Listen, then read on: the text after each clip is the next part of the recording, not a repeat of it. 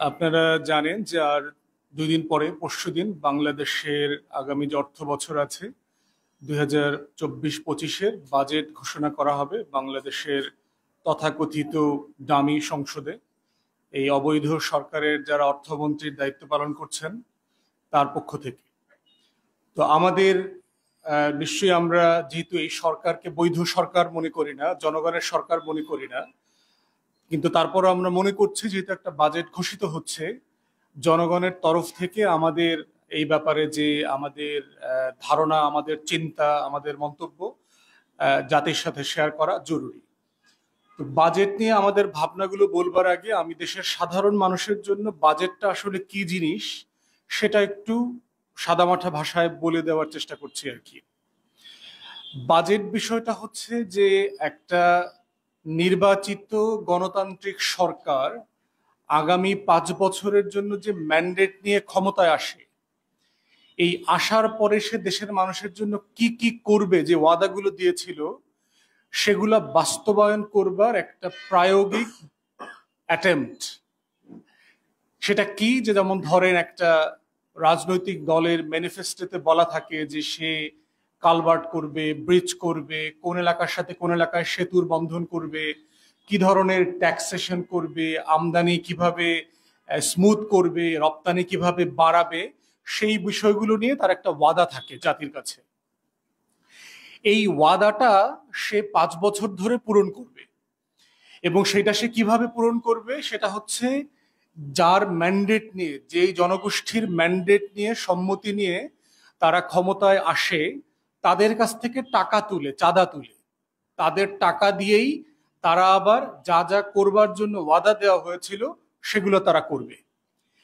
অতএব বাজেটে যাবার আগে আমাদের মুদ্রা কথা হচ্ছে, যেই সরকারের ম্যান্ডেট নাই, যেই সরকার নির্বাচিত না, যেই সরকার জনগণের ভোটে নির্বাচিত হয় নাই, যাকে আমরা একটা দখলদার সরকার বলছি, জাতির কাছে প্রথম প্রশ্ন হচ্ছে যে এমন একটা অবৈধ সরকারের সংসদে বাজেট পেশ করবার কোনো অধিকার আছে কিনা।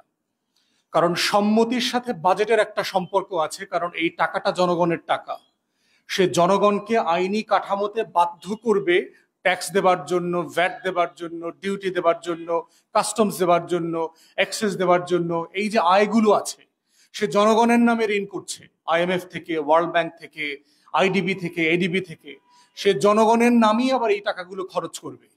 এখন প্রশ্ন হচ্ছে, জনগণের সম্মতি ছাড়া জনগণ থেকে টাকা নেওয়া, জনগণের নামে ঋণ করা, আবার সেটা জনগণের নামে খরচ করবার এই ম্যান্ডেট এই সরকারের নাই। এটা হচ্ছে বাজেট সম্পর্কে আমাদের প্রথম অবজারভেশন। তো দ্বিতীয় হচ্ছে যে বাজেট তাহলে আসলে কি করে। বাজেট হচ্ছে ধরেন একটা পরিবারের মতো করে চিন্তা করেন, যে আমি একটা কাজ করি, আমার এই পরিবারের কর্তা হিসাবে আমার 30,000 টাকা ইনকাম আছে। এখন আমার একটা চাকরি থাকলে আমার ওই 30,000 টাকা একটা সোর্স থেকে আয় হবে। কিন্তু যদি আমি মনে করি যে না, আমি সন্ধ্যায় অথবা বিকেলে আমি একটা ফ্রিল্যান্স কাজ করব, আমি অনলাইনে কাজ করব, অথবা আমি ব্যাচে 5 জন ছাত্রছাত্রী পড়াবো, তখন এটা আমার আবার একটা দ্বিতীয় তৃতীয় কাজের সোর্স তৈরি হবে। তাহলে একজন কর্তা ব্যক্তির একজন সংসারে আয়ের এক বা একাধিক সোর্স থাকতে পারে, সেটা তার চাকরি, তার ব্যবসা, তার ফ্রিল্যান্সিং, তার টিউশনি। তো একজন পরিবারের যেভাবে আয়ের কিছু সোর্স আছে, আবার ওই পরিবারেরই কিছু ব্যয়ের আবার কিছু খাত আছে। এই টাকাটা দিয়ে তখন ওই কর্তা ব্যক্তিটা কি করে, সে যেটা করে সেটা হচ্ছে যে সে বাড়িওয়ালাকে ভাড়ার টাকা দেয়, সে বিদ্যুতের বিল দেয়, সে গ্যাসের বিল দেয়, সে পানির বিল দেয়, সে ইন্টারনেটের বিল দেয়, সে তার বাচ্চা কাচ্চার স্কুল কলেজের বেতনের টাকা দেয়, তার বাবা মা স্ত্রী যদি অসুস্থ হয় তাকে ডাক্তারের কাছে নিতে হয়, ওষুধ কিনে দিতে হয়, বাচ্চা কাচ্চা যদি একটু আবদার করে তাকে একটু দোকানে নিয়ে ফুচকা খাওয়াতে হয়, স্ত্রীর আবদার করলে তাকে একটু কক্সবাজারে নিয়ে ঘুরায় নিয়ে আসতে হয়। তো এইরকম কি হয়, আমার অনেকগুলো ব্যয়ের খাত আছে। তো একজন পরিবারের এই জায়গা থেকে আমার আয়ের যেমন কয়টা জায়গা আছে, উৎস আছে, ঠিক তেমনি আমার কিছু ব্যয়ের খাত আছে। এখন সমস্যাটা হয় কখন, যখন আপনার আয়ের পরিমাণটা কম থাকে এবং ব্যয়টা বেড়ে যায়, তখন দেখবেন ওই পরিবারে সংকট, আমরা যেটাকে বলি অভাব, অনটন, টানাপোড়েন, মধ্যবিত্তের টানাপোড়েনের কথা আমরা তখন বলি, যেটা লেগেই থাকে। কারণ হচ্ছে যে আমার মাসে আয় হচ্ছে 30,000 টাকা, কিন্তু আমি যে ব্যয়ের খাতগুলো বললাম সেটা বিভিন্ন কারণে 40,000 টাকা, 50,000 টাকায় চলে গেছে। আগে আমি যেই জিনিসপত্র কিনে বাজারের আমার যে দায় মেটাতে পারতাম, সেটা কিনতে আমাকে এখন বেশি টাকা খরচ করতে হচ্ছে। অতএব এই মূল্যস্ফীতির কারণে কি হচ্ছে, আমার আয় বাড়ে নাই, কিন্তু আমার ব্যয় বেড়ে গেছে।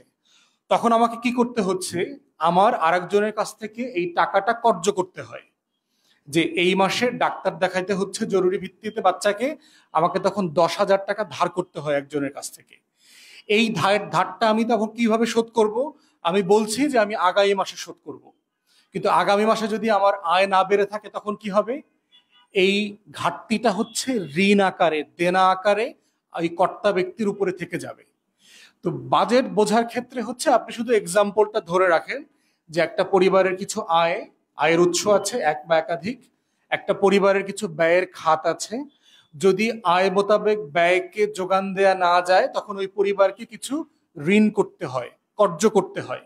এই কর্যটা যদি আবার সময় মতো পরিশোধ করা না যায় অতিরিক্ত আয় দিয়ে, তখন ওইটা পরিবারের দায় দেনা ঋণ আকারে বিবেচিত হয়। এই বাস্তবতাতে হচ্ছে বাংলাদেশের রাষ্ট্রের একটা বাজেট তৈরি করে একটা সরকার।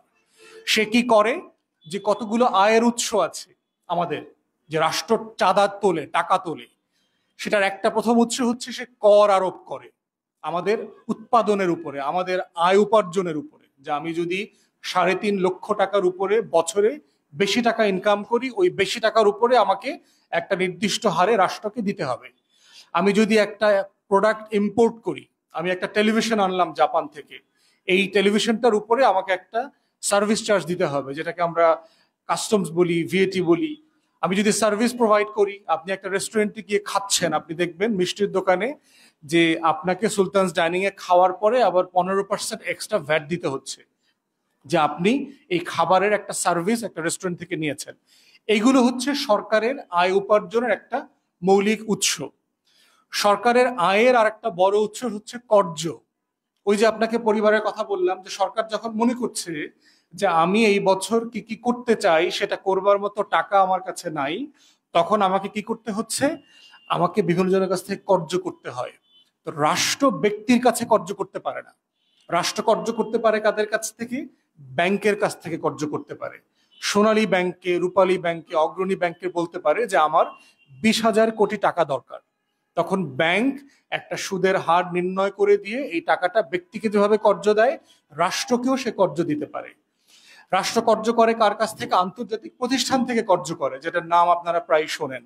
বিশ্ব ব্যাংক, আন্তর্জাতিক মুদ্রা তহবিল অথবা আইএমএফ বলি, এডিবি বলি, আইডিবি বলি, জাইকা বলি, সাউথ কোরিয়া বলি, ভারত বলি, চায়না বলি, এই বিভিন্ন রাষ্ট্র এবং আন্তর্জাতিক প্রতিষ্ঠান থেকে রাষ্ট্র কর্য করে। রাষ্ট্র আরো কিছু ভাবে টাকা উপার্জন করে, আয় করে। সেটা হচ্ছে দেখবেন যে আমরা রাষ্ট্রের লটারি তৈরি করতে পারে, বন্ড তৈরি করতে পারে, ট্রেজারি বন্ড ছাড়ে। তারপরে দেখবেন যে আপনার রাষ্ট্র বিভিন্ন সুদে বিভিন্ন জিনিস, সার্টিফাইড ইনস্ট্রুমেন্ট দেয় জনগণকে, যে আপনি যদি 10,000 টাকা এই প্রজেক্টে বিনিয়োগ করেন, আপনাকে আমি 10%, 12% হারে লভ্যাংশ সুদ দেব। তখন নাগরিকরা ওই প্রজেক্টগুলোতে ইনভেস্ট করে আবার সুদের জন্য, লাভের জন্য করে, রাষ্ট্র ওখান থেকে টাকা উপার্জন করে। তো মৌলিকভাবে হচ্ছে এইগুলো হচ্ছে রাষ্ট্রের আয়ের সোর্স। এগুলো হচ্ছে সে এখন ব্যয় করে। তো ব্যয় করে কোথায় কোথায়? ব্যয় করে হচ্ছে রাষ্ট্র দুইটা মৌলিক খাত বলে আর কি, ব্যয়ের খাত রাষ্ট্রের। একটা হচ্ছে উন্নয়নশীল খাত, যেটাতে দেখবেন যে আপনার রাষ্ট্র প্রতি বছর কিছু উন্নয়ন কর্মকাণ্ড করে, রাস্তা বানায়, হাসপাতাল বানায়, ব্রিজ বানায়, কালভার্ট বানায়, সেতু বানায়। এই যে উন্নয়ন কর্মকাণ্ড, এটা একটা উন্নয়নশীল খাত। রাষ্ট্রের এখানে একটা বড় অঙ্কের টাকা ব্যয় করতে হয়। বাইরে যেটা আছে, একটা অনুন্নয়নশীল খাত আছে। সেই খাতটার মধ্যে কি কি পড়ে? যেমন ধরেন আমার রাষ্ট্রের লক্ষ লক্ষ সরকারি কর্মকর্তা কর্মচারী আছে, তাদেরকে এই রাষ্ট্র প্রতি বছর বেতন দেয়, প্রতি মাসে বেতন দিতে হয় তাকে, ওই আয়ের টাকা দিয়ে বেতন দেয়। রাষ্ট্র আরো কিভাবে খরচ করে? এই যে আমি বিভিন্ন জায়গা থেকে আমি যে কর্য করলাম, ওয়ার্ল্ড ব্যাংক থেকে, আইএমএফ থেকে, এডিবি থেকে, এখানে আমাকে সুদ দিতে হচ্ছে, এই সুদের টাকাটা আবার শোধ করতে হয়। সুদের টাকা মূল টাকার সাথে মিলায়া শোধ করতে হয়, কখনো কখনো মূল টাকাটা শোধ করা না পারলে শুধুমাত্র সুদের কিস্তি শোধ করতে হয়। তো রাষ্ট্র এই জায়গাগুলোতে তখন আবার এই টাকাটা ব্যয় করে। তাহলে এই হচ্ছে আমার বাজেটের একটা রাষ্ট্রের পক্ষ থেকে সোজা সাদামাঠা ভাষায় যে বাজেট আসলে কি করে। এখন আমরা রাষ্ট্রের বাজেটে চলে আসি, যে আমরা শুরুতে বলেছি যে এই বাজেট দেবার এবং এই বাজেট বাস্তবায়ন করবার জন্য বর্তমান অবৈধ সরকারের প্রধানতম সংকট হচ্ছে তার রাজনৈতিক বৈধতা নাই। যেই সরকারের রাজনৈতিক বৈধতা থাকে না, সে কোনো প্রকল্প বাস্তবায়ন করতে পারে না, সে কোনো বাজেট বাস্তবায়ন করতে পারে না, পারছে না। আমরা দেখতে পাচ্ছি, আমরা কয়দিন আগে খবরে দেখলাম যে চলমান অথবা সিদ্ধান্ত হয়ে গেছে, কিছু খরচও হয়ে গেছে, এমন 300-350 প্রকল্প সরকার বাতিল করে দিয়েছে। একটা বলছে আমাদের কাছে টাকা নাই, দ্বিতীয়ত বলছে যে এটা এখন আর জরুরি না। তাহলে এই যে প্রকল্প বাতিল করে দিল, আমি একটা কাজের 10 কিলোমিটার একটা রাস্তার জন্য প্রকল্প হাতে নিলাম, 1 কিলোমিটার করার পরে যে আমি যেটা বাতিল করে দিলাম 10 বছর পরে, তো 10 বছরে বাজেট থেকে এই রাস্তার পিছনে তো টাকা দেওয়া হয়েছে, টাকাগুলো গেল কোথায়? কোনো অডিট নাই, কোনো জবাবদিহিতা নাই। তাহলে রাষ্ট্র, কেন বলছি যে একটা বৈধতা ছাড়া রাষ্ট্র বাজেট কোনো প্রকল্প বাস্তবায়ন করতে পারে না, পারবে না।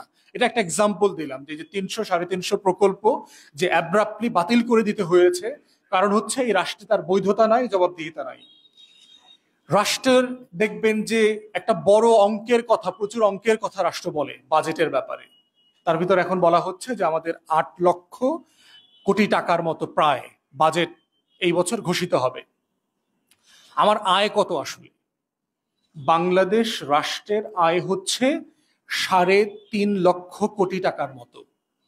এটা সহজ করে বললে কি হবে, যেমন ধরেন 1 লক্ষ কোটি টাকাতে 10 বিলিয়ন, তাহলে 3.5 লক্ষ হচ্ছে 35 বিলিয়ন ডলার হচ্ছে আমার বছরে আয়। এই রাজস্ব, ট্যাক্স, ভ্যাট এগুলো সব থেকে আমার আয় হয়। 35 বিলিয়ন জিনিসটা কি? এই যে উচ্চ মূল্যের দুর্নীতিগ্রস্ত একটা পদ্মা সেতু করেছে না বাংলাদেশে, এটা করতে 3 বিলিয়ন ডলার খরচ হয়েছে, 3 বিলিয়ন ডলার খরচ হয়েছে। তাহলে এর মানে হচ্ছে 12টা পদ্মা সেতু করবার মতো টাকা এই রাষ্ট্র প্রতি বছর উপার্জন করে। কিন্তু ব্যয় করবার চিন্তা কি করছে দেখেন, রাষ্ট্র 80 বিলিয়ন ডলার ব্যয় করবার পরিকল্পনা করছে রাষ্ট্র।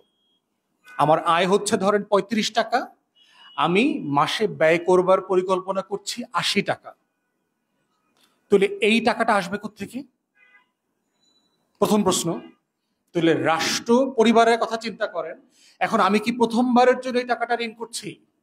আমি তো গত বছরের পর বছর ধরে এইরকম ঋণ করেই যাচ্ছি।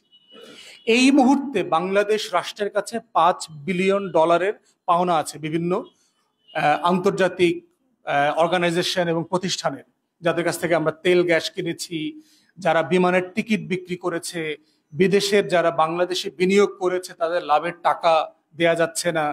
এইরকম অনেক প্রতিষ্ঠান আমাদের কাছে টাকা পায়, ন্যূনতম 5 বিলিয়ন ডলার টাকা পায়, আমরা দিতে পারছি না রাষ্ট্র। তাহলে এই বাস্তবতায় দেখেন যে সরকার বলছে যে সে 80 বিলিয়ন ডলারের একটা বাজেট প্রস্তাব করবে পরশুদিন, যেখানে আমার রাষ্ট্রের উপার্জন হচ্ছে 35 বিলিয়ন ডলারেরও কম। তাহলে এই পরিমাণ টাকা বলতেছে, তাহলে আমি উপার্জন বাকিটা কোত্থেকে করব? বলা হচ্ছে যে এই 80 বিলিয়ন ডলারের মধ্যে থেকে আমি আরো 14-15 বিলিয়ন ডলার এই বছর ট্যাক্স বাড়াবো। কিন্তু এটা বাড়ে নাই তো, গত অনেক বছর থেকে আমরা দেখতে পাচ্ছি বারবার বলা হচ্ছে যে এটা আমরা 4 লক্ষ কোটি টাকা ট্যাক্স আদায় করব, রেভিনিউ কালেকশন করব, 5 লক্ষ কোটি টাকা করব। কই, আমরা করতে পারি নাই তো। দেশের অর্থনীতির অবস্থা ভালো না, দেশের ইম্পোর্ট কমে গেছে, এক্সপোর্ট কমে গেছে, ডলার রিজার্ভের সংকট চলছে, দেশে বিদেশি বিনিয়োগ নাই। তাহলে কোন বাস্তবতায় সরকার দাবি করছে যে আমরা আগামী বছর আমাদের আয় উপার্জন বাড়াতে পারবো, আমাদের রেভিনিউ কালেকশন বাড়বে? ব্যবসায়ীরা বলছে এটা জুলুম, বলছে যে আমরা ইতিমধ্যে ট্যাক্স, ভ্যাটের বিভিন্ন বৈধ, অবৈধ, সরাসরি, তারপরে ইনডাইরেক্ট ট্যাক্সেশন দিতে দিতে ক্লান্ত হয়ে গেছি, আমাদের কোনো অবস্থা নাই ট্যাক্স দেবার। তাহলে বরাবরের মতো একটা ঘাটতি বাজেট করবে, ডাবলেরও বেশি। হ্যাঁ, আপনি কিছু টাকা এক্সট্রা করতে পারেন, যে 35 বিলিয়ন ডলারের জায়গায় আপনি 40, 45, 50 বিলিয়ন ডলার করতে পারেন। 80 বিলিয়ন ডলার আমরা মনে করি যে সাইজের বাজেটের কথা চিন্তা করা হচ্ছে এটা খুবই রং হেডেড ডিসিশন হবে এবং এটা বাস্তবায়নযোগ্য হবে না। ইতিমধ্যে আমরা দেখলাম যে গত এপ্রিল মে পর্যন্ত আমাদের যে উন্নয়ন প্রকল্পের সিদ্ধান্ত ছিল তার অর্ধেকটাও বাস্তবায়ন হয় নাই। বাজেট শেষ হয়ে যাচ্ছে বছর। আমাদের গত বছরের বাজেটে যে উন্নয়ন পরিকল্পনা করা হয়েছিল যে আমরা কয়টা ব্রিজ করব, কয়টা রাস্তা করব, কালভার্ট করব, সেই পরিমাণ কাজের অর্ধেকটাও বাস্তবায়িত হয় নাই। টাকা নাই পরিকল্পনার অভাবে এবং মন্ত্রণালয়গুলো খরচ করতে পারছে না। এরপরে দেখেন তাহলে সরকার এগুলো করছে কেন? সরকার প্রচুর মিথ্যাচার করছে আমাদের সাথে। দেখবেন যে 2 বছর পরে 26 সালে নাকি আমরা মধ্যম আয়ের দেশে পরিণত হব। আমাদের এখন প্রায় $3000 মাথা পিছু আয় আছে বছরে। এইটা আরো বাড়বে এবং আমরা একটা পর্যায়ে গিয়ে এই নিম্ন মধ্যম আয়ের দেশের মধ্যে থাকবো না, আমাদের মর্যাদা বেড়ে যাবে। কিন্তু এটা বারবার কোনো লক্ষণ আমরা ডেটার মধ্যে দেখতে পাচ্ছি না এবং এটা করবার মধ্য দিয়ে রাষ্ট্রের যে অর্থনৈতিক চ্যালেঞ্জ সেটা আরো বাড়বে বলে আমরা মনে করছি। এরপরে দেখেন যে সরকার বাজেট বাড়াচ্ছে কিন্তু আমরা মন্ত্রণালয়গুলোর খবর দেখতে পাচ্ছি বিভিন্ন মন্ত্রণালয় তাকে যে গত বছর যে টাকাটা দেওয়া হয়েছিল টাকাটা সে খরচ করতে পারছে না। যেমন আমরা রিসেন্টলি দেখলাম যে স্বাস্থ্য মন্ত্রণালয় তার দেয়া এই বছরের বাজেটের টাকার 30-40% এখনো খরচ করতে পারে নাই। তাহলে যে মন্ত্রণালয়গুলো গত বছরের টাকা খরচ করতে পারে নাই তাকে এই বছর কেন আবার টাকা বাড়িয়ে দিচ্ছেন? তাকে অডিট করা হচ্ছে না? তাহলে গত বছর এত বেশি টাকা তাকে কেন দিয়েছিলেন? এই টাকাটা হচ্ছে দুর্নীতির মধ্যে চলে যাবে আর কি। প্রকল্পের নামে এই টাকাটা আগামী 1-2 মাসের ভিতরে দেখবেন যে বর্ষা পানির মতো করে ভেসে দেশের হাজার হাজার কোটি টাকা লুটপাট হয়ে চলে যাবে বিভিন্ন জায়গাতে। একইভাবে আমরা দেখতে পাচ্ছি এটা। এবং দেখেন এই যে ঘাটতি বাজেটটা যেটা হয় দিন শেষে এই ঘাটতিটা জমতে জমতে ঋণে পরিণত হয়। আমরা এর আগে বলেছি যে বাংলাদেশ রাষ্ট্রের দেশি এবং বিদেশি ঋণের পরিমাণ এখন $300 বিলিয়ন। মানে 100টা পদ্মা সেতু করবার মতো টাকা হচ্ছে আমার রাষ্ট্রের ঋণ। মাথা পিছু কয়েক লক্ষ টাকা আমার আপনার সবাই আমরা ঋণগ্রস্ত। এই অবস্থায় দেখেন বাস্তবতা কোথায় দাঁড়িয়েছে। এই আসন্ন বাজেটে $12 বিলিয়ন শুধু ঋণের সুদ দিতে হবে। আমার উপার্জন কিন্তু 35 বিলিয়ন, মনে রেখেন। আমি $80 বিলিয়ন একটা বাজেট করছি, তার ভিতরে আমাকে $12 বিলিয়ন দিতে হবে শুধু আগের নেয়া যে কর্জ, এই কর্জের সুদ। মানে 4টা পদ্মা সেতুর পরিমাণ টাকা আমাকে সুদ দিতে হবে এই বছর। তাহলে আমরা মূল কাজ করব কখন? তাহলে এই যে 3 টাকার কাজ 30 টাকা দিয়ে ঋণ করে করতে করতে আমরা রাষ্ট্রকে আজকে কোথায় নিয়ে আসছি? আপনি ব্যক্তি পরিবারের কথা চিন্তা করেন যে আপনার 30,000 টাকা ইনকাম, 50,000 টাকা খরচ, প্রতি মাসে আপনি 20,000 টাকা করে কর্জ করছেন, ঋণ করছেন। এই কর্জটা করতে করতে করতে করতে 12 মাস পরে গিয়ে এটা কোথায় দাঁড়াবে? এই টাকাটা তখন আপনি শোধ করবেন কিভাবে? রাষ্ট্র একইভাবে স্টাক হয়ে গেছে। কর্জ করে ঋণ করে ঘি খেতে খেতে এবং লুটপাট করতে করতে বাংলাদেশ রাষ্ট্রটাকে একটা ঋণের ফাঁদে, ডেট ট্র্যাপ কান্ট্রি বলে, ঋণের ফাঁদে ফেলে দিয়েছে এই সরকার গত 15 বছরে। এরপরে দেখেন তাহলে এই টাকাটা উঠাবে কিভাবে? আমার আপনার উপরে যাচ্ছে তাই ভ্যাট এবং ট্যাক্স আরোপ করে, যা ট্যাক্সের মধ্যে পড়ার কথা না। 3.5 লক্ষ টাকা ট্যাক্স। আপনার 50,000 টাকা যদি সিপিডির হিসাবও ধরেন, ঢাকা শহরে একটা পরিবারের ন্যূনতম খেয়ে বাঁচতে 60-65 হাজার টাকা দরকার। তাহলে আপনি আমাকে ঋণের রেয়াত দিচ্ছেন বছরে 3.5 লক্ষ টাকা। কয় টাকা হচ্ছে? মাসে আমার কয় টাকা হয় তাতে? 50,000 টাকা।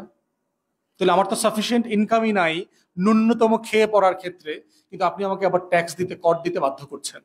আমি 2 মাসে হয়তো একদিন রেস্টুরেন্টে খাই, গরিব পরিবার, নিম্নবিত্ত পরিবার, মধ্যবিত্ত পরিবার, তাকে আবার সেদিন ভ্যাট দিতে হয়। সে সুলতানস ডাইনে খেলো কেন? তাহলে এই ট্যাক্স ভ্যাট আদায়ের নামে রাষ্ট্র যেটা করছে সে আমার উপরে জুলুম করছে এবং আমার উপরে বোঝা চাপিয়ে দিচ্ছে।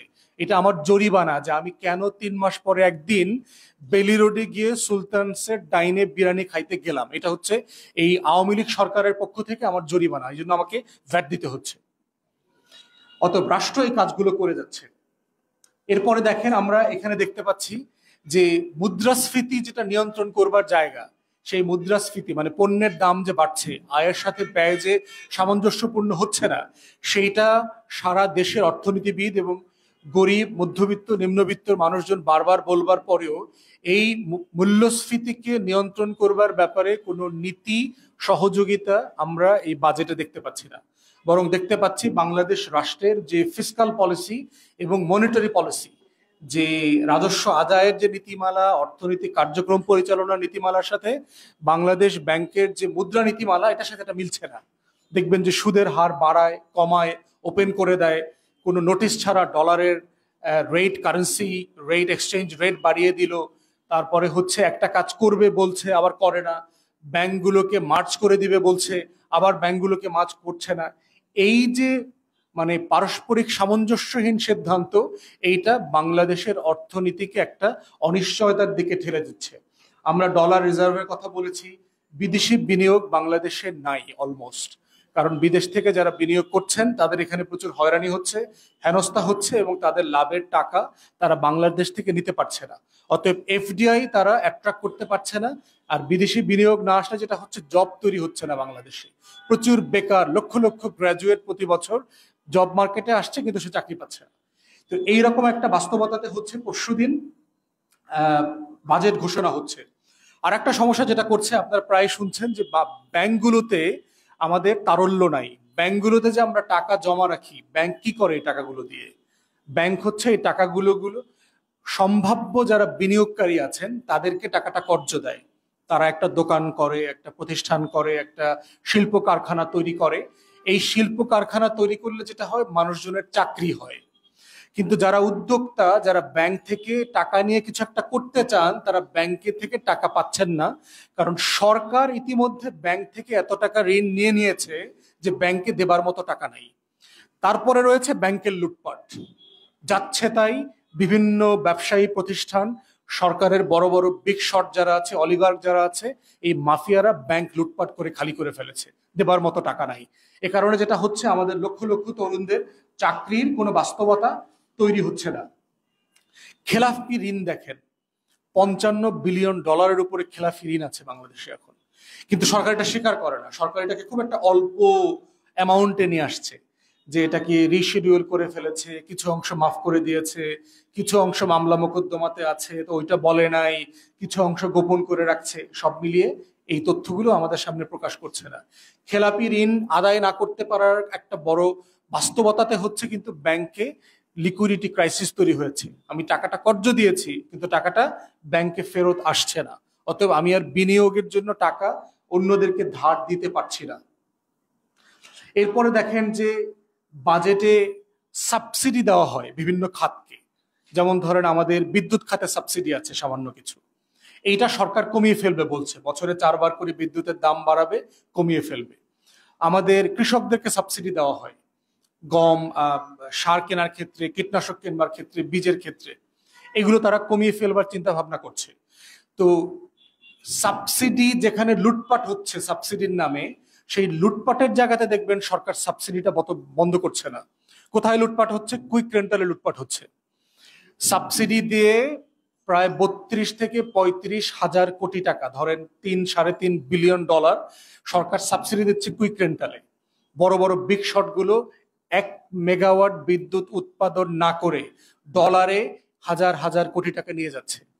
বারবার বিশেষজ্ঞরা বলেছে সাবসিডি এখান থেকে কাট করেন, এখান থেকে কাট করে বিদ্যুতে, গ্যাসে সাবসিডি বাড়ান, বিশেষ করে যারা ইনভেস্ট করছে।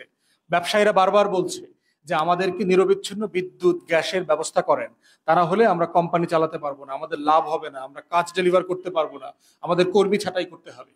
অতএব সরকারের পলিসিতে দেখেন, বাজেটে এই জিনিসটা আমরা দেখতে পাচ্ছি না বারবার, যে যেখানে সাবসিডি দেওয়া দরকার সেখানে দেওয়া হচ্ছে না, আর যেখানে দেওয়া উচিত না, যেখানে টাকা লুটপাট হচ্ছে সাবসিডির নামে, সেখানে সাবসিডি চলমান রেখেছে। আমরা এটার প্রতিবাদ করছি এবং এটা বাতিলের দাবি জানাচ্ছি।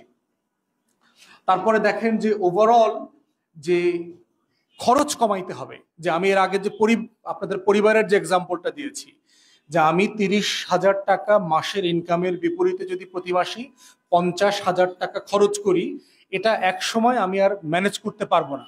মানুষ প্রতি মাসে আমাকে 20,000 টাকা ধার দেবে না, এটা এক সময় হোল্ড হয়ে যাবে এক জায়গাতে এসে। তো আমাদের কি করতে হবে? আমাদের খরচ কমাইতে হবে। যে আমাদের তাহলে খরচ কোথায় কমাইতে হবে? বাংলাদেশে যে পরিমাণ সরকারি কর্মকর্তা কর্মচারীরা যে পরিমাণ কাজ করেন, তার 10 ভাগের 1 ভাগ কর্মকর্তা কর্মচারী দিয়ে এই রাষ্ট্র চালানো সম্ভব। অতএব এই কর্মকর্তা কর্মচারীদের পিছনে কিন্তু আমরা 9 থেকে 10 বিলিয়ন ডলার খরচ করি প্রতি বছর। আপনার যে ডিপার্টমেন্টে একজন ডেপুটি সেক্রেটারিকে দিয়ে কাজ করানো যাবে, সেখানে আমি 10 জন ডেপুটি সেক্রেটারিকে কেন রাখবো? যেই মিনিস্ট্রিতে আমার 2 জন জয়েন্ট সেক্রেটারি হলে চলে, সেখানে আমি 7 জন জয়েন্ট সেক্রেটারি কেন রাখবো? যেই মিনিস্ট্রিতে আমার কোনো সচিবের প্রয়োজন নাই, আমি 3টা মিনিস্ট্রি একটা সচিবকে দিয়ে করাতে পারি, সেখানে আমি 3 জন সচিবকে কেন বেতন দেব, কেন সুযোগ সুবিধা দেব? তো সরকার খরচ কমানোর এই জায়গাগুলোতে মোটেই আগ্রহ দেখাচ্ছে না। বরং দেখবেন কয়দিন আগে আসছে যে কৃষি সচিব এক ভদ্র মহিলা দেখলাম, তিনি 12 মাসে 11 বার বিদেশ সফর করেছেন, যদিও সরকারের সিদ্ধান্ত ছিল যে কোনো বিদেশ সফর থাকবে না। তো এইভাবে দেখা যাচ্ছে রাষ্ট্রের টাকা লুটপাট হচ্ছে, যাচ্ছে তাই। খরচ কমানোর কোনো পরিকল্পনা, ইফেক্টিভ কোনো প্ল্যান আমরা রাষ্ট্রের কাছ থেকে দেখতে পাচ্ছি না। খরচ কমানোর আরেকটা জায়গা হচ্ছে লুটপাট। দেখবেন যে রাস্তা কিলোমিটারে করতে যত টাকা লাগার কথা, বাংলাদেশে সেই টাকা অনেক বেশি টাকা লাগছে। পৃথিবীতে সবচেয়ে বেশি টাকা লাগে বাংলাদেশে রাস্তা করতে, ব্রিজ করতে, কালভার্ট করতে। অতএব এই লুটপাটের যে খরচের ব্যাপারটা আছে, এইটা বন্ধ করতে হবে। বন্ধ করে দেখা যাবে যদি আপনি লুটপাট বন্ধ করতে পারেন, খরচ কমাইতে পারেন, তাহলে দেখবেন আমার যে আয় আছে 35 বিলিয়ন ডলার, এটা দিয়েই আমি 80 বিলিয়ন ডলারের কাজ ইফেক্টিভলি করতে পারবো। এটা করা সম্ভব। এটাতে আপনাকে স্মার্ট হইতে হবে এই কাজটা করবার জন্য। এরপরে দেখেন যে আমরা খরচ কোথায় কমাবো। আমাদের লোন নেওয়ার যে হিড়িক পড়ে গেছে আননেসেসারি, কোথায় দেখেন, এই যে আদানির বিদ্যুৎ, আমাদের প্রয়োজন ছিল না তো। সরকার বলছে আমাদের 29-30 হাজার মেগাওয়াটের ক্যাপাসিটি আছে, ক্যাপটিভ চার্জ বাদ দিলেও আমাদের 25 হাজারের ক্যাপাসিটি আছে। তাহলে আদানি থেকে আমাকে 1.5 হাজার মেগাওয়াট বিদ্যুৎ কেন কিনতে হবে? আমি যে তাকে বছরে বছরে 1 বিলিয়ন, 2 বিলিয়ন, 3 বিলিয়ন ডলার দিচ্ছি, আমি তো খরচ সেভ করছি না তো দেশের জন্য, রাষ্ট্রের জন্য। তো এই ধরনের অযথা প্রচুর প্রকল্প আছে যেটা দিয়ে বাংলাদেশ রাষ্ট্র সরকার লুটপাটটা জারি রেখেছে, সে খরচ কমাচ্ছে না। এরপরে দেখেন এই সবকিছুর রেজাল্ট হচ্ছে যে আপনি দায় এবং দেনাতে আটকে যাচ্ছেন বারবার। আপনাকে বারবার এই ঋণ করে করে ঘি খেতে খেতে একটা জায়গাতে এসছে যেখানে আমরা দেখতে পাচ্ছি যে রাষ্ট্র দেউলিয়া হবার পথে চলে গেছে। কারণ সে এমন একটা ঋণের ছন্দে আঁকড়ে পড়ে গেছে যে এই ডেট ট্র্যাপ থেকে সে বের হইতে পারবে না। এই জন্য আমরা জাতিকে সতর্ক করছি যে আপনারা বাজেট নামক এই যে প্রতি বছরের যে রাষ্ট্রীয় অনির্বাচিত সরকারের যে চাঁদাবাজি, এই চাঁদাবাজি সম্পর্কে আপনাদেরকে জবাবদিহিতার আওয়াজ তুলতে হবে। যে আপনি যে ট্যাক্স দিচ্ছেন, আপনি কেন দিচ্ছেন?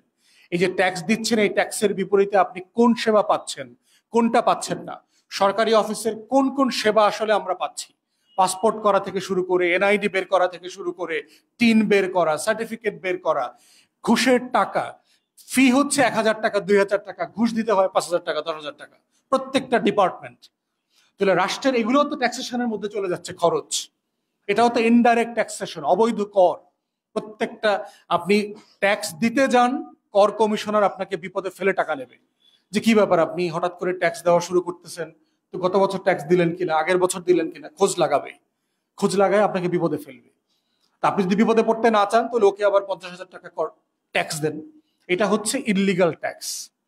তো বাংলাদেশ এই রাষ্ট্রটা হচ্ছে অবৈধ বৈধ চাঁদাবাজির একটা সিন্ডিকেট, একটা মাফিয়াতে পরিণত হয়েছে। এই জন্য আমরা বলছি, জনগণকে সতর্ক করছি, আপনাকে বুঝতে হবে যে আপনার টাকা কিভাবে চুরি হচ্ছে, কে কে চুরি করছে, এবং এই চুরিটা আপনি কিভাবে বন্ধ করতে পারবেন। শুধুমাত্র বাজারে গিয়ে আপনি হাপিশ্বাস করলে হবে না যে আমি তো আসলে কুলোতে পারছি না, আমি তো আসলে চলতে পারছি না, এটা বলাটা এনাফ না। এই রাষ্ট্রটা একদিন এইভাবে ঋণগ্রস্ত হতে হতে দেউলিয়া হয়ে যাবে। তাই আমরা জাতিকে সজাগ হবার জন্য আহ্বান জানাচ্ছি। আমাদের দলের পক্ষ থেকে আমরা বলছি যে প্রস্তাবিত বাজেটটা একটা অবাস্তব বাজেট। এটার 50% এই রাষ্ট্র সরকার বাস্তবায়ন করতে পারবে না। যে রেভিনিউ কালেকশন, যে রাজস্ব আদায়ের পরিকল্পনা করেছে, তারও 60-70% বেশি সেটা কালেকশন করতে পারবে না। যে পরিমাণ ঋণের পরিকল্পনা করছে, বাংলাদেশ রাষ্ট্রকে এই পরিমাণ ঋণও এখন আর দেবে না। কারণ আপনার এত ঋণ আটকে আছে, নতুন কোনো সংস্থা নতুন করে ঋণ দেবার ক্ষেত্রে আরো 10 বার 20 বার আপনাকে ভাববে। এবং ইন্টারন্যাশনালি যে ক্রেডিট রেটিং আছে, আমার রাষ্ট্রের ক্রেডিট রেটিং ঋণ পাবার সম্ভাব্যতার যে যাচাইয়ের একটা নীতিমালা আছে, এখানে আমরা আগের থেকে অনেক নিচে নেমে গেছি। এই স্ট্যান্ডার্ড অ্যান্ড পুওর, মুডিজ, এরকম বিভিন্ন প্রতিষ্ঠান আছে যারা বাংলাদেশের ক্রেডিট রেটিংকে নিচে নামিয়ে দিয়েছে। তো এই বাস্তবতায় যে বাজেট ঘোষণা করা হচ্ছে, টোটাল বাজেটটাই হচ্ছে যে একটা নামকাওয়াস্তে বাৎসরিক মানে স্পোর্টসের মতো হবে আর কি, অ্যানুয়াল এক্সারসাইজের মতো আর কি। এটা দিয়ে এই রাষ্ট্রের প্রত্যেক দিনকার আমার আপনার গরিব মানুষের যে কষ্ট, মূল্যস্ফীতি, জিনিসপত্রের দাম কমানো, সিন্ডিকেট, মাফিয়া, টাকা লুটপাট, পাচার, এর কোনোটা বন্ধ হবে না। তো আমার বাজেট বক্তব্যের ব্রিফিং এখানেই আমি শেষ করছি। এ পর্যায়ে আমি দলের সদস্য সচিব জনাব মুজিবুর রহমান মঞ্জুকে বলছি কনক্লুড করবার জন্য।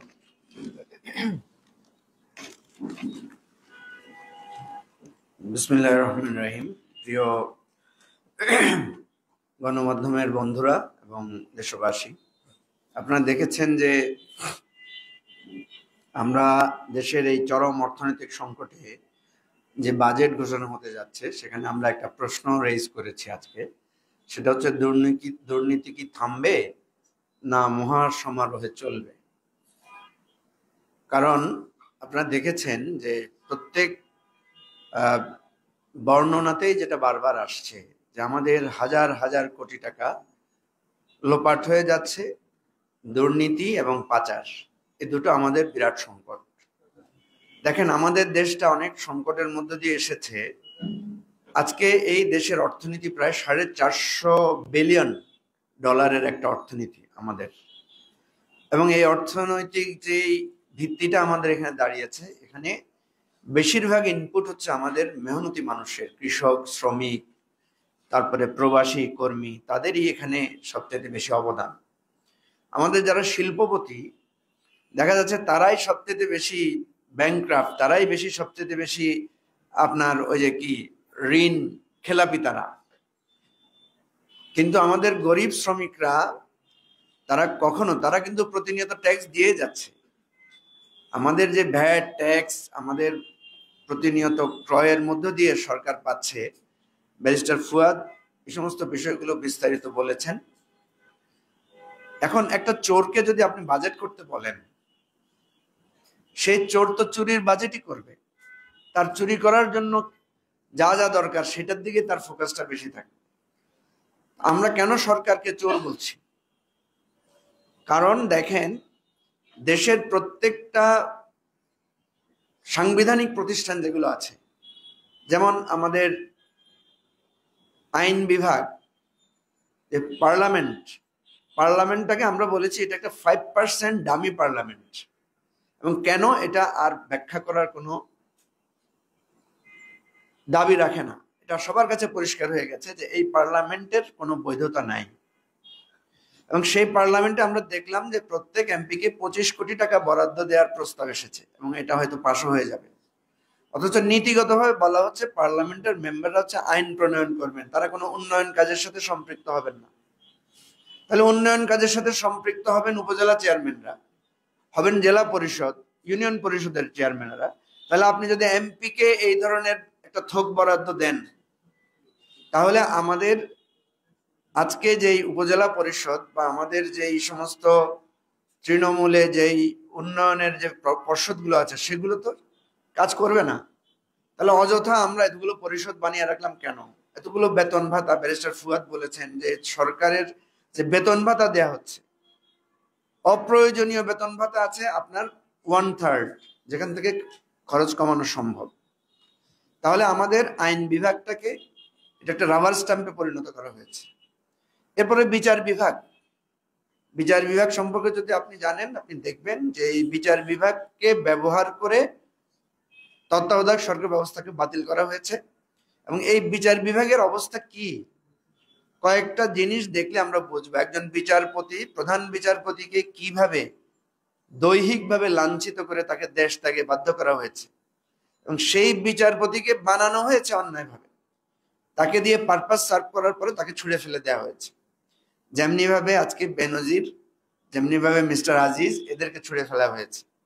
তাহলে বিচার বিভাগ, আইন বিভাগ, এরপরে প্রশাসনের অবস্থা তো আপনারা দেখতেই পাচ্ছেন যে আমরা সচিবালয়ে গেলে আমরা দেখি যে এখানে শত শত হাজার হাজার লোকরা ওএসডি হয়ে বসে আছে।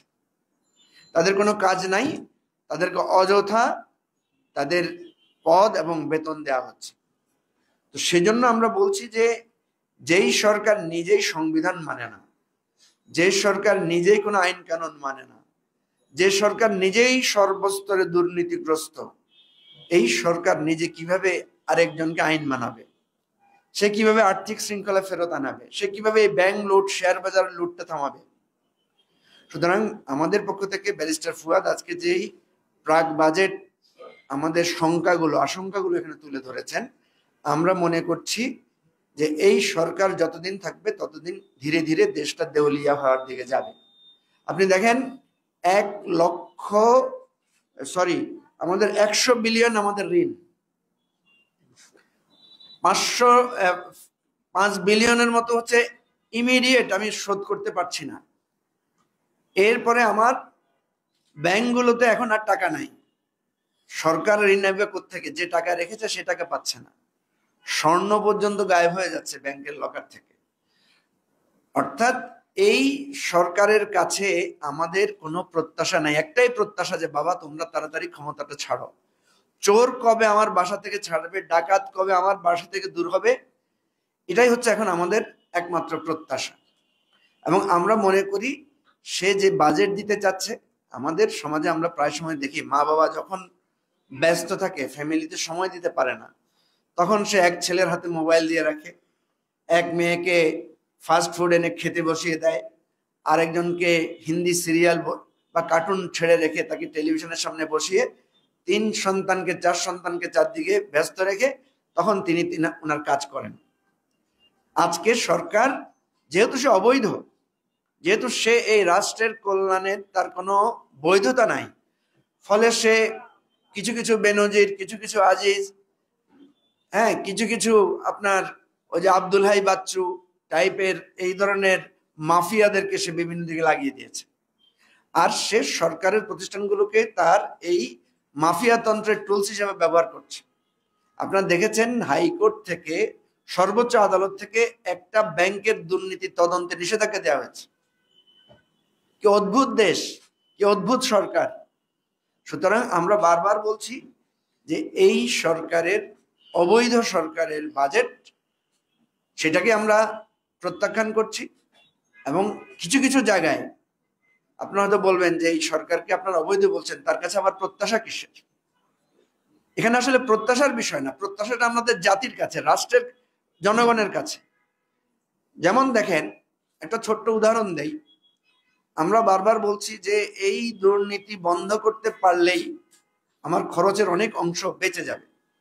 অপচয় বন্ধ করতে পারলে, যেমন আমরা ধারণা করছি যে 8 লাখ বা 9 লাখ কোটি টাকার একটা বাজেট সরকার দিতে যাচ্ছে, বা 10 লাখ কোটি টাকার একটা বাজেট দিতে চাচ্ছে, তার মধ্যে 4 থেকে 5 লাখ কোটি টাকাই দেখা যাচ্ছে পুরো দুর্নীতির খাতে চলে যাবে। এখন দুর্নীতি বন্ধ করার জন্য কি করা যেতে পারে? এই যে আপনি এখন দেখছেন বেনজিরের হাত যেখানেই দিচ্ছেন, গাজীপুরেও তার জমি, তারপরে আপনার গোপালগঞ্জ তো প্রায় অর্ধেক তার জমি, মাদারীপুরে তার জমি, সেন্ট মার্টিনে তার জমি, গুলশানে তার জমি, সিঙ্গাপুরে তার জমি। কি পরিমাণ এক বেনজিরকে সরকার মানে অর্থ, মানে আরো মনে হচ্ছে আরো বের হবে, আরো বের হচ্ছে প্রতিদিন। তাহলে আপনি দেখেন, বেনজির যখন আইজি হলেন তখন কি সরকার একটা নিয়ম করতে পারি না? আমরা জনগণের কাছে এই প্রস্তাবটা রাখছি যে বেনজিরের কি সম্পদ আছে এটা উনি ডিক্লেয়ার করবেন। বাংলাদেশে যে সমস্ত, যখন একজন ডিসি যখন ডিসি হিসাবে শপথ নেবেন, সাথে সাথে ওনার কি সম্পদ আছে সেটা তিনি রাজস্ব বিভাগের কাছে একটা ডিক্লারেশন দিবেন। একজন জাজ যখন জাজ হিসাবে নিয়োগ পাবেন, তিনি তার কি সম্পদ আছে এটা একটা ডিক্লারেশন দিবেন। তাহলে যেটা দাঁড়াবে সেটা হচ্ছে, এই যে হঠাৎ করে আঙ্গুল ফুলে কলা গাছ হয়ে যাচ্ছেন, বেনজিরের স্ত্রী, বেনজিরের কন্যারা এত এত সম্পদের মালিক হলেন, তাদের প্রফেশন কি? তাহলে বেনজির যখন আইজি হলেন তখন যদি এই ডিক্লারেশনটা থাকতো যে তার স্ত্রী কি গৃহিণী, না উনি মৎস্যজীবী, না জেলে। এখন তো শুনতেছি উনার স্ত্রী জেলে। এত পরিমাণ মৎস্য উৎপাদন করেছেন, এই মৎস্য উৎপাদনের টাকা দিয়ে জমি কিনে শেষ করতে পারছেন না উনি এখন। তো সুতরাং আমাদের একটা প্রস্তাব হচ্ছে দেশবাসীর কাছে যে আপনারা এটা নিয়ে দাবি তোলেন যে আমাদের কোনো অর্থনৈতিক প্রশাসনিক দায়িত্বে থাকবেন তাকে রাষ্ট্রীয়ভাবে তার সম্পদের একটা হিসাব দিতে হবে। যেমনি ভাবে আমাদের এখানে এমপিরা দিতে হয়, যেমনি ভাবে উপজেলা চেয়ারম্যান যারা প্রার্থী ছিলেন তারা প্রার্থী হওয়ার ক্ষেত্রে তাদের ডিক্লারেশন দিতে হয়। যদিও আমরা দেখেছি যে এত বাদ টাদ দিয়েও এক এক উপজেলা চেয়ারম্যানের দেখলাম 100,000 গুণ বেশি সম্পদ বেড়েছে। এইভাবে আমাদের দুর্নীতিগুলোকে দূর করতে হবে এবং সত্যিকার অর্থে এই সরকার হয়তো একটা সময় শ্রীলঙ্কার মতো পালিয়ে যাওয়ার চেষ্টা করবে, এটা লিখে রাখেন আপনারা, ইতিহাসে এটাই হয়েছে। কিন্তু আমাদের যে ঋণ, আমরা যে মাথা পিছু যে আজকে লক্ষ লক্ষ টাকা প্রত্যেকটা মানুষ আমরা ঋণগ্রস্ত, দায়টা তো শেষ পর্যন্ত আমার। এই সরকার যখন টাকা দিতে পারবে না তখন কি করবে? সে তো ট্যাক্স বাড়াবে। আমার 30 টাকার আলু 65 টাকা দিয়ে খেতে হচ্ছে, আমার 40 টাকার পেঁয়াজ 75 টাকা দিয়ে খেতে হচ্ছে, আমার 10 টাকার ডিম 20 টাকা দিয়ে খেতে হচ্ছে। এই তো জনগণের উপরেই তো আসছে সবটা। সেই জন্য আমরা বলবো জনগণকে যে জাগতে হবে, জনগণকে দাঁড়াতে হবে, জনগণকে বাজেট বুঝতে হবে, জনগণকে বাজেট নিয়ে কথা বলতে হবে। সেই জন্য আমাদের আজকে আমাদের দলের পক্ষ থেকে ব্যারিস্টার ফুয়াদ বাজেট সম্পর্কে একটু বিস্তারিত কথা বলেছেন। আমরা বলবো জনগণ আপনারা জেগে উঠুন, জনগণ আপনারা সতর্ক হন, প্রত্যেকটা বিষয়ের ব্যয় সম্পর্কে, আয় সম্পর্কে আপনি জানুন। আপনি রাষ্ট্রকে প্রতিদিন কত টাকা দিচ্ছেন, আপনি প্রতি বছর রাষ্ট্রকে কত টাকা ট্যাক্স দেন, আপনি নিজেও সেটা জানেন না। আপনি হিসাব করেন আপনার প্রতিদিনের খাওয়ার দাওয়ার, ঘর ভাড়া খরচ, মোবাইল ফোন, আপনার বিদ্যুৎ বাবদ আপনি যেই ট্যাক্সটা, যেই ভ্যাটটা সরকারকে দিচ্ছেন সেটা হিসাব করেন। যদি হিসাব করতে পারেন, সচেতন হতে পারেন, তাহলে আপনি জবাবদিহি নিতে পারবেন। এবং আমাদেরকে অবশ্যই এই জবাবদিহি নিতে হবে, আমাদেরকে অবশ্যই দাঁড়াতে হবে। যদি আমরা দাঁড়াতে পারি তাহলে দেশটাকে আমরা শৃঙ্খলায় ফিরাতে পারবো। এই সরকারের উপরে আমাদের কোনো প্রত্যাশা নেই, আমাদের সকল প্রত্যাশা জনগণের কাছে, এবং এই জনগণই একদিন ঘুরে দাঁড়াবে এবং আমরা আমাদের দেশটাকে আবার সঠিক জায়গায় নিয়ে আসতে পারবো। আপনাদেরকে ধন্যবাদ আজকে আমাদের এই প্রাক বাজেট আলোচনায় আসার জন্য, শোনার জন্য এবং আমাদেরকে সহযোগিতা করার জন্য। সবাই ভালো থাকবেন। আসসালামু আলাইকুম।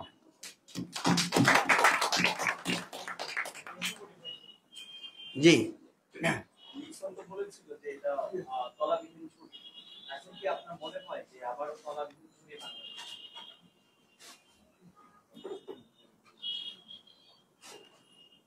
তলাবিহীন ঝুড়ি কথাটা তো একটা, আমরা সবাই জানি যে এটা একটা সিমটমিক বা সিমটোমেটিক একটা কথা, বা এটাকে কি বলা যায়, রূপক কথা, যে একটা ঝুড়িতে আমি যা রাখলাম সব পড়ে যাচ্ছে। তো এখন এটা তো দেশের এখন যে অবস্থা, এটা অনেকেই এই আশঙ্কাটা প্রকাশ করছেন যে আমাদের দেশে যাই আসছে সব লোপাট হয়ে যাচ্ছে।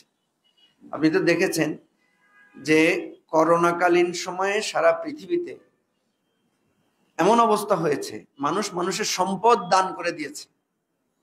করোনাকালীন সময়ে মানুষ নিজেকে ডেডিকেট করে দিয়েছে সারা পৃথিবীতে। আর আমাদের দেশে আমরা দেখলাম করোনাকালীন সময়ে পুকুর চুরি হয়েছে, পর্দার দাম 500 টাকার পর্দার বিল করা হয়েছে 40,000 টাকা, 5 টাকার কলার দাম ধরা হয়েছে 450 টাকা, 200 টাকার বালিশের দাম ধরা হয়েছে 6,000 টাকা। তারপরে কি হয়েছে, টিকা, ভ্যাকসিন, রিপোর্ট জালিয়াতি করা হয়েছে, এবং সেই জালিয়াতি আপনারা গণমাধ্যমের লোকেরাই আপনারা ধরেছেন। সুতরাং এটা কি বলবো, এটা তলাবিহীন ঝুড়ি না বলে এটা বলা যায় যে এটা কোনো ঝুড়ি টুড়ি নাই, এটা যাই ফেলে সবে আওয়ামী লীগের এই দৈত্য দানবের পকেটে ঢুকে যাচ্ছে। এই জন্য আমরা মনে করি যে এই ভয়াবহ দুর্নীতির করাগ্রাস থেকে দেশকে বাঁচাতে হবে এবং এটা প্রত্যেকটা জনগণকে উপলব্ধি করতে হবে, কারণ এইটা জনগণের সম্পদ। আমি একটা মজার বিষয় আপনাদের সাথে শেয়ার করি, সেটা হচ্ছে আপনারা জানেন যে আমাদের এখানে একজন মিডিয়া ব্যক্তিত্ব আছেন আব্দুল নূর তুষার। উনি একটা ফেসবুকে একটা স্ট্যাটাস লিখেছেন। উনি লিখেছেন যে কি, চাকরের সম্পদের পরিমাণ যদি এত হয় তাহলে মানিকের সিন্ধুকের গভীরতা জানি কত। তো আপনার সাংবাদিকরা ইন্টারভিউ করেছে আব্দুল নূর তুষারের, যে আপনি মালিক বলতে এখানে কাকে বুঝিয়েছেন, আর চাকরি বা কে? তো উনি তো একটু ঝামেলায় পড়ে গেছেন। উনি বললেন যে আসলে মালিক বলতে আমি বুঝাতে চাইছি দেশের জনগণকে, কারণ দেশের জনগণই তো সম্পদের মালিক। তো তাইলে উনি বুঝাইতে চাচ্ছেন যে দেশের মানুষ কত ধনী, যার কারণে চোরেই নিয়ে গেল এত টাকা। তো যে সাংবাদিক প্রশ্ন করছেন তিনি বলছেন যে আপনি যাকে মালিক বলছেন, তো মানুষ তো তাকে মালিক বলছে না, মালিক তো মানুষ মনে করছে একজনকে। তো ওই যে একটা গল্প শুনেছেন না আপনি, এক লোককে জেলে নিয়ে যাওয়া হয়েছে, আদালতে গিয়ে জিজ্ঞেস করছে যে তুমি কি করেছো।